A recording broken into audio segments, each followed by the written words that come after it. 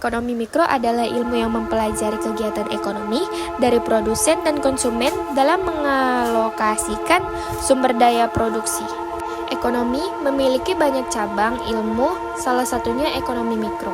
Ekonomi mikro adalah cabang dari ilmu ekonomi yang mempelajari perilaku konsumen dan perusahaan serta menentukan harga-harga pasar dan kuantitas faktor input, barang dan jasa yang diperjualbelikan. Salah satu faktor tujuan ekonomi mikro adalah menganalisis pasar beserta mekanismenya yang membentuk harga relatif pada produk dan jasa, serta alokasi dari sumber terbatas di antara banyak pengguna alternatif.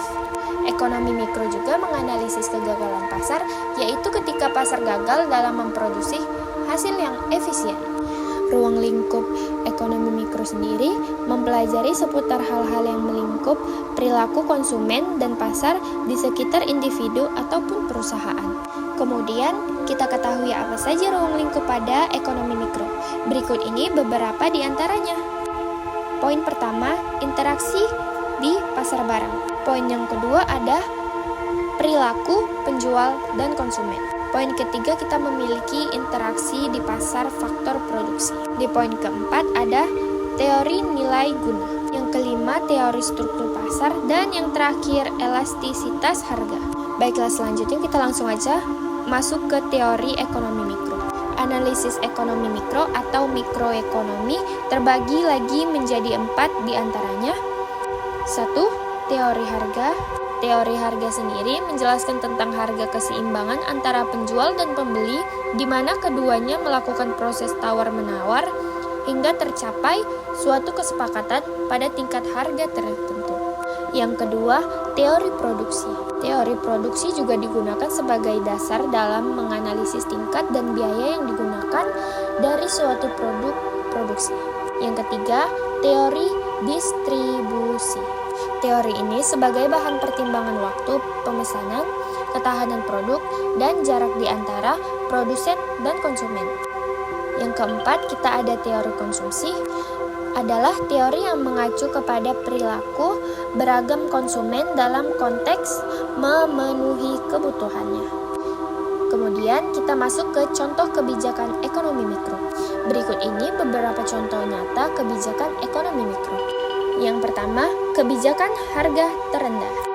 Kebijakan harga terendah diterapkan ketika dalam kondisi jumlah penawaran lebih besar dari jumlah permintaan, sehingga menyebabkan penumpukan produk dan tidak semua masyarakat akan membeli produk tersebut, hingga kemudian produk dijual dengan harga yang murah.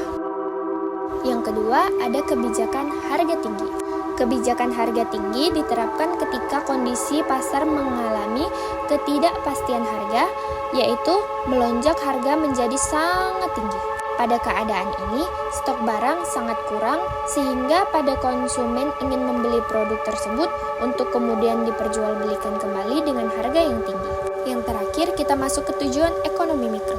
Pada dasarnya, tujuan utama dari ekonomi mikro adalah untuk memudahkan suatu perusahaan dalam memahami kebutuhan konsumen.